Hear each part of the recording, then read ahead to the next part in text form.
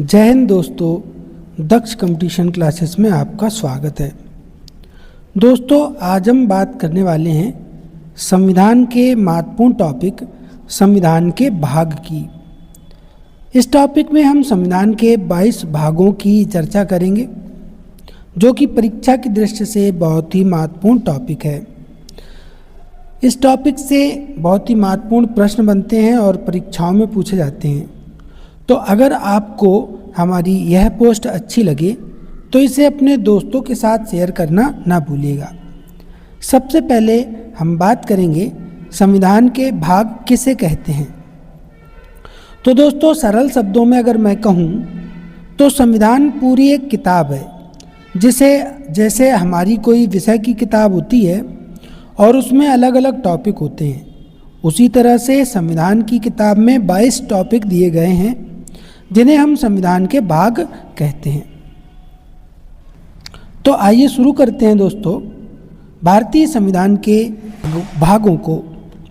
तो भाग 1 दोस्तों, अगर इसकी बात करी जाए तो भाग 1 में कहा गया है कि भारत राज्यों का एक संघ है और इसका विस्तार अनुच्छेद 1 से 4 तक किया गया है।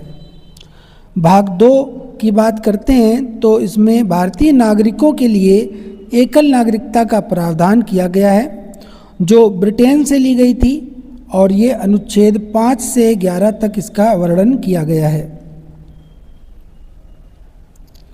भाग 3, जिसे भारतीय संविधान का मैग्ना कार्टा कहा जाता है, इसमें मौलिक अधिकारों का वर्णन किया गया है। ये मौलिक अधिकार अमेरिका देश से लिए गए हैं। प्रारंभ में ये 7 थे दोस्तों, वर्तमान में इनकी संख्या 6 है।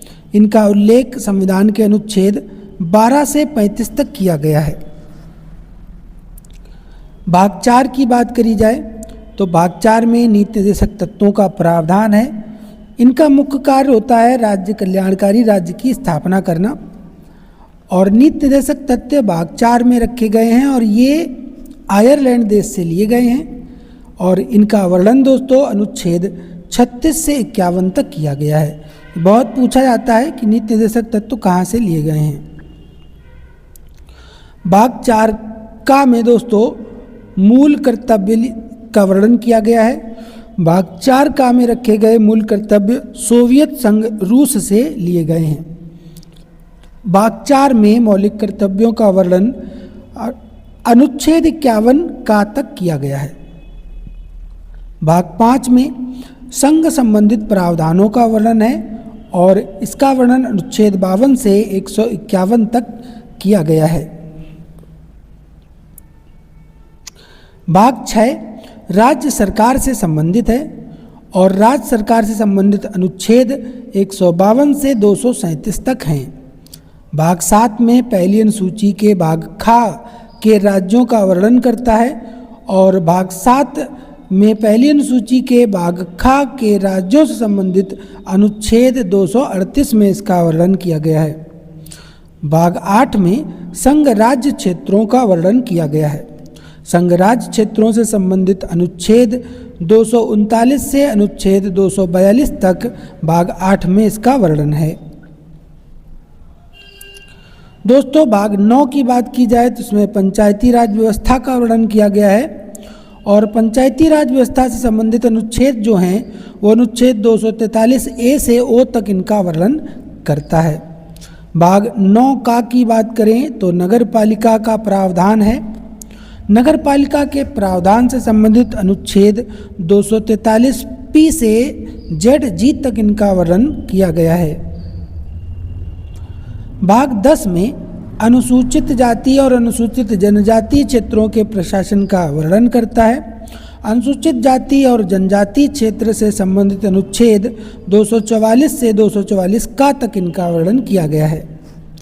भाग 11 में दोस्तों केंद्र और राज्यों के बीच संबंधों को दर्शाया गया है।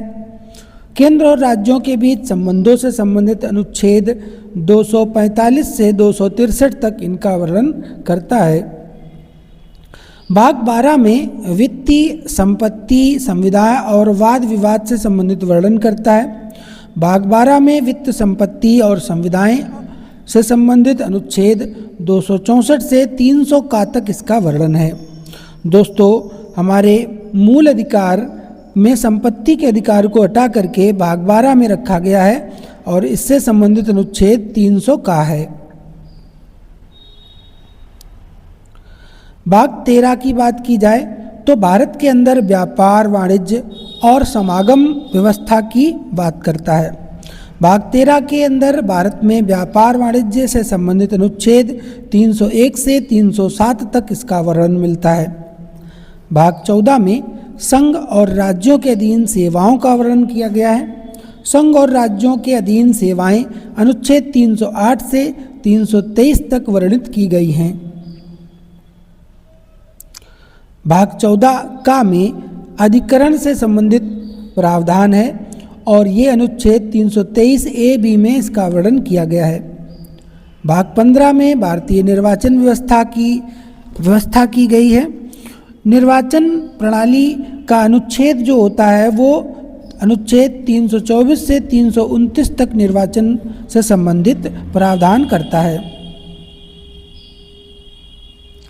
भाग 16 में कुछ वर्गों के लिए विशेष उपबंध किए गए हैं और विशेष उपबंधों से संबंधित जो अनुच्छेद हैं वो 330 से 342 तक इसका वर्णन करता है। भाग 17 की बात करते हैं दोस्तों, तो भाग 17 में राजभाषा का उल्लेख किया गया है।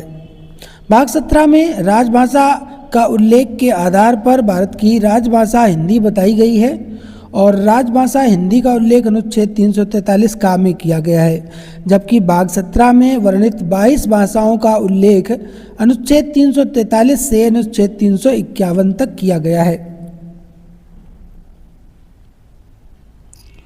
भाग 18 में आपातकाल से संबंधित उपबंधों की चर्चा की गई है। भाग 18 में वर्णित आपातकाल जर्मनी से लिए गए हैं। इनका वर्णन अनुच्छेद 352 से 360 तक किया गया है। अनुच्छेद 352 में राष्ट्रीय आपातकाल की चर्चा की गई है, जबकि अनुच्छेद 356 में राजकीय आपातकाल और अनुच्छेद 360 में वित्तीय आपातकाल की घोषणा राष्ट्रपति के द्वारा की जा सकती है। भाग 19 में दोस्तों प्रकीर्ण शब्द का वर्णन है। प्रकीर्ण शब्द से संबंधित प्रावधानों के लिए अनुच्छेद 361 से 367 तक इसका वर्णन किया गया है। भाग 20 में दोस्तों संविधान में संशोधन से संबंधित प्रक्रिया का प्रावधान किया गया है। हमारे संविधान में संशोधन संसद कर सकती है। भाग 20 संविधान में संशोधन की प्रक्रिया दक्षिण अफ्रीका से ली गई है और संशोधन की प्रक्रिया से संबंधित अनुच्छेद का वर्णन 368 में किया गया है। भाग 21 में अस्थायी संक्रमणकालीन विशेष उपबंधों का प्रावधान है। अस्थायी संक्रमणकालीन विशेष उपबंध भाग 21 के अनुच्छेद 369 से 392 तक इसका वर्णन किया गया है।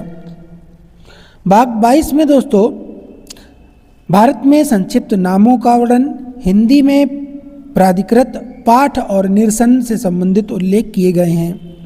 इनसे संबंधित अनुच्छेद 393 से 395 तक इनका उल्लेख करता है। ये थे दोस्तों हमारे संविधान में वर्णित 22 महत्वपूर्ण भाग। आशा करता हूँ कि आपको हमारा प्रयास अच्छा लगा होगा।